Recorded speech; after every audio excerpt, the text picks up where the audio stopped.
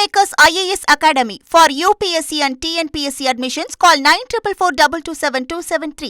அயோத்தி ராமர் கோவில் அறக்கட்டளை மோசடியில் சுதந்திரமான விசாரணை வேண்டும் என்று பிரதமர் நரேந்திர மோடிக்கு எதிர்க்கட்சித் தலைவர் ராகுல் காந்தி மற்றும் மல்லிகார்ஜுன கார்கே கூட்டாக கடிதம் எழுதியிருக்கின்றனர். இது தொடர்பான முக்கிய செய்தியை நாம் பார்த்து வருகிறோம். கூடுதல் விவரங்களோடு இணைகிறார் எமது செய்தியாளர் ரமேஷ்குமார். ரமேஷ்குமார், வணக்கம். ராகுல் காந்தி மற்றும் மல்லிகார்ஜுன கார்கே பிரதமருக்கு எழுதியுள்ள கடிதத்தில் என்னென்ன விஷயங்கள் குறித்து அறிவுறுத்தப்பட்டிருக்கிறது? விரிவான தகவல்கள் என்ன?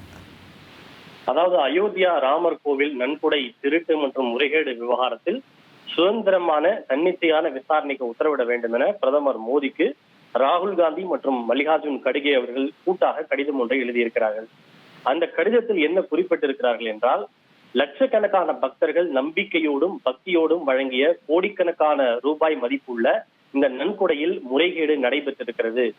இந்த விவகாரத்தில் பிரதமர் மோடி மௌனமாக இருப்பது ஏற்றுக்கொள்ள முடியாதது. எனவே இந்த விவகாரத்தில் சுதந்திரமான மற்றும் தன்னிச்சையான விசாரணைக்கு உத்தரவிட வேண்டும் என்று அவர்கள் கோரிக்கை விடுத்திருக்கிறார்கள். இது மட்டுமின்றி, இந்த அயோத்தியா ராமர் கோவிலுடைய அறக்கட்டளை என்பது உச்சநீதிமன்ற வழிகாட்டுதலின்படி அமைக்கப்பட்டது.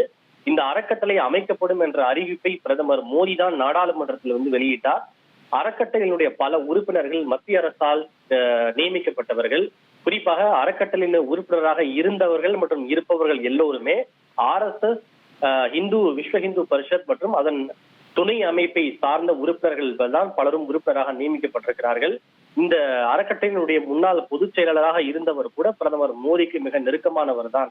இது போன்ற ஒரு சூழ்நிலையில் பக்தர்கள் வழங்கி இருக்கக்கூடிய நிதி தவறாக பயன்படுத்தப்பட்டிருக்கிறது. தங்களுடைய உழைப்பின் பயனை வாரி வழங்கிய பொதுமக்களுக்கு இழைக்கப்படுகின்ற மிகப்பெரிய துரோகம் எனவும் அவர்கள் சுட்டிக்காட்டியிருக்கிறார்கள்.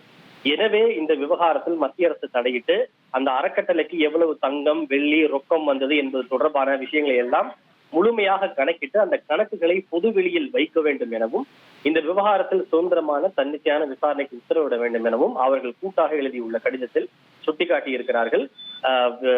நாளை கூட இருக்கின்ற நாடாளுமன்ற கூட்டத்தொடரிலும் இதே விவகாரத்தை எழுப்புவதற்கும் காங்கிரஸ் தலைமையிலான எதிர்க்கட்சிகள் திட்டமிட்டிருக்கிறார்கள் என்பது குறிப்பிட்டது.